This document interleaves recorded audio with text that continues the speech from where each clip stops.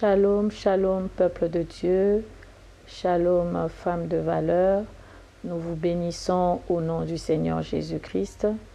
Nous sommes à notre deuxième jour de jeûne et prière et nous partageons toujours notre thème que les stériles enfantent. Et en ce deuxième jour, nous avons deux textes de base, à savoir Ésaïe 54, le verset 1er. Je lis au nom du Seigneur. « Régis-toi, stérile, toi qui n'enfantes plus.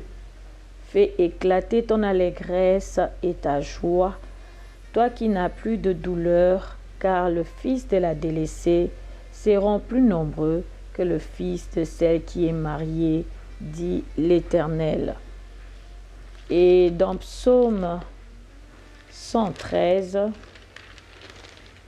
le verset 9, la parole de Dieu déclare « Il donne une maison à celle qui était stérile, il en fait une mère joyeuse au milieu de ses enfants, louez l'Éternel. » En ce deuxième jour, la pensée de Dieu pour nous est que nous soyons joyeuses.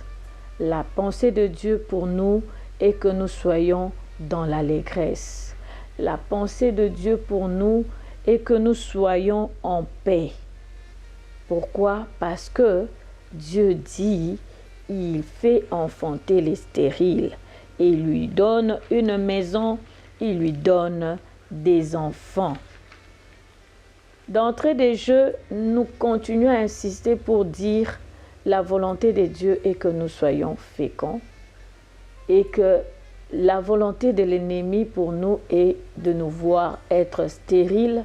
Stérile, ça veut dire ne pas produire ni se reproduire, si on peut résumer sur le plan physique et ainsi que dans tout le domaine de la vie de l'homme.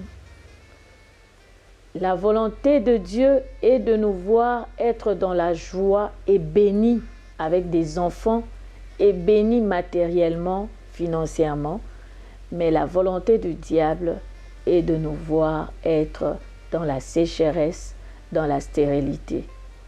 Mais Dieu dit aujourd'hui, soyez dans l'allégresse, soyez dans la joie. Et une question monte à l'esprit. Comment je peux être dans la joie aussi longtemps que ce que je suis en train de voir est stérile tout autour de moi? Rien ne produit et rien ne se reproduit. Le Seigneur veut que tu sois dans la joie parce que sa parole est là pour contredire cette vérité de la stérilité. Et aujourd'hui, nous voyons plusieurs causes spirituelles liées à la stérilité que le Seigneur a fait constater par des révélations, tantôt d'une manière, tantôt d'une autre. La première de cause de la stérilité, de fois nous le retrouvons dans des paroles prononcées, les paroles de malédiction prononcées sur la personne. Vous avez eu une telle révélation vous concernant. Aujourd'hui, j'aimerais te dire d'être dans la joie. Parce que la Bible nous dit, Christ a porté nos malédictions pour nous accorder la bénédiction. Les paroles prononcées des malédictions sur ta vie, sur ta fécondité, ont été portées à la croix, présentées à la croix. Et Christ l'a porté pour que toi, tu puisses vivre la bénédiction, que tu puisses vivre la fécondité.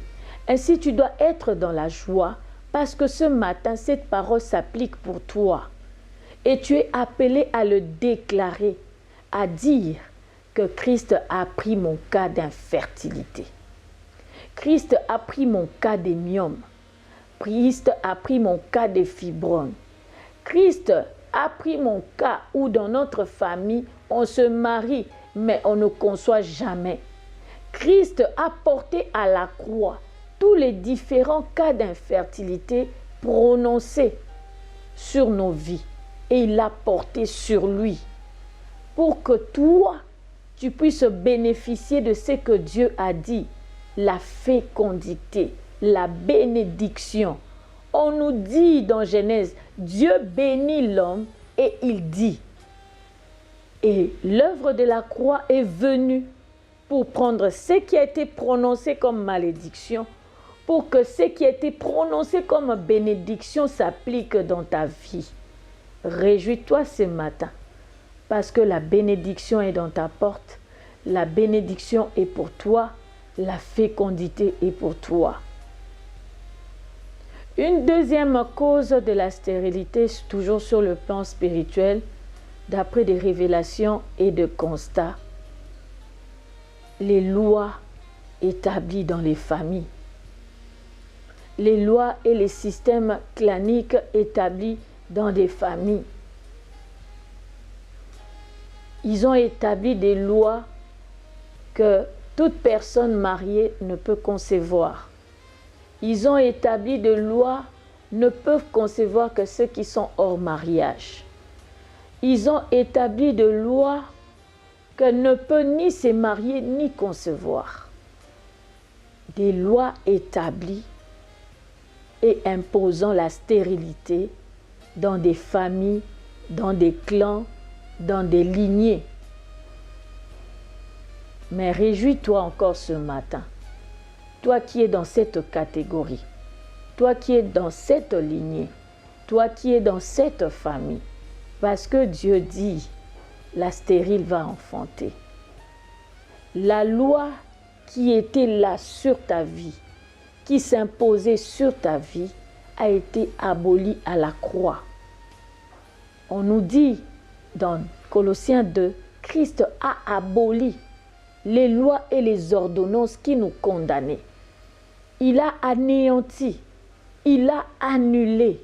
Et le fait que tu aies constaté cela, le fait que tu as eu cette révélation-là par rapport à ta fécondité, j'aimerais te dire ce matin que cette loi est abolie.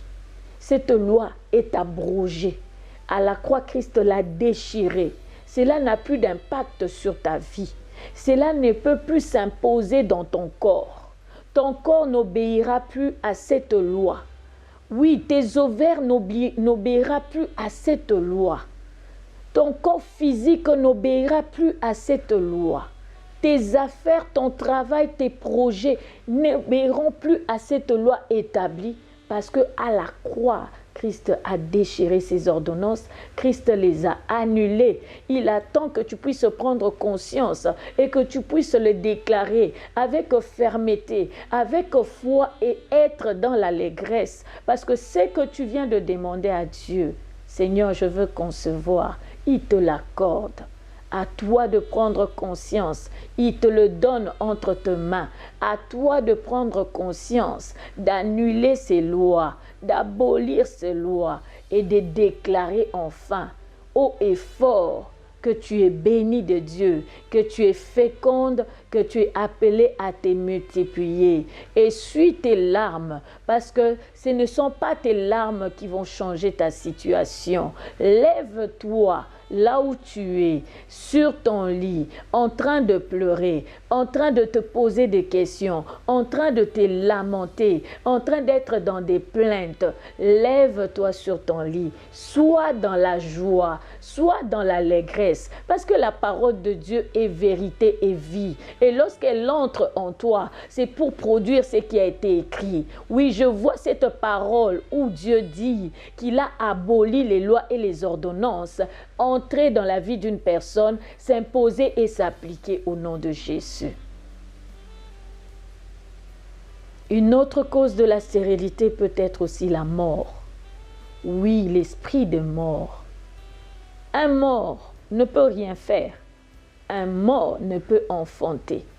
Un mort ne peut produire. Un mort ne peut se reproduire. Mais si tel est le cas, bien-aimé, j'aimerais encore que tu sois dans la joie. Parce que l'Esprit de Dieu, le Saint-Esprit, qui a ressuscité Christ d'entre les morts, c'est le même Esprit qui agit encore aujourd'hui. C'est le même Esprit qui opère encore aujourd'hui et qui apporte la résurrection là où il y avait la mort. C'est le même esprit qui a soufflé sur les ossements desséchés et apporté la vie. Et aujourd'hui, cette parole vient vers toi, s'appliquer.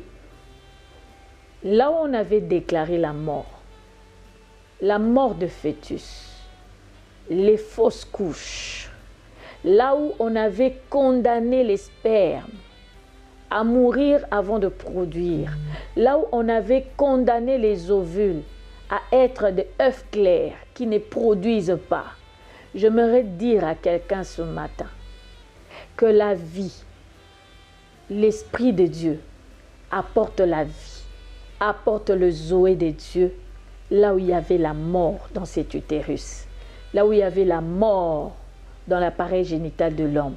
Il apporte la vie, il apporte le Zoé de Dieu et la mort disparaît.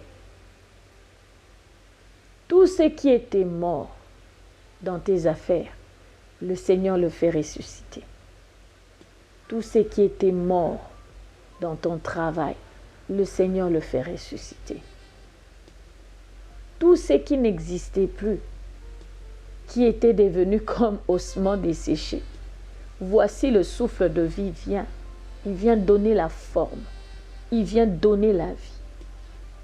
Là où il y avait le chaos, dans ton foyer, le chaos, dans tes études, les chaos, voici le souffle de vie est en train de passer, comme c'était dans Genèse, verset 3, Genèse 1, verset 3, pour donner la forme, pour donner la précision, pour donner la vie. Ainsi, je déclare, soit dans la joie, soit dans l'allégresse. Parce que là où tu étais bloqué, la vie de Dieu vient débloquer. Il y a évolution. Là où il y a la vie, il y a progression. Là où il y a la vie, il y a évolution. Là où il y a la vie, il y a production. Là où il y a la vie, il y a multiplication. Et le Saint-Esprit vient souffler la vie ce matin. C'est pour cela que j'ai dit, soit dans l'allégresse, soit dans la joie. Parce que tu n'es pas seul. L'Esprit de Dieu est avec toi. L'Esprit de Dieu est en toi. Et l'Esprit de Dieu fait jaillir la vie. Et la vie entre dans tout le domaine de ta vie. Que Dieu bénisse sa parole.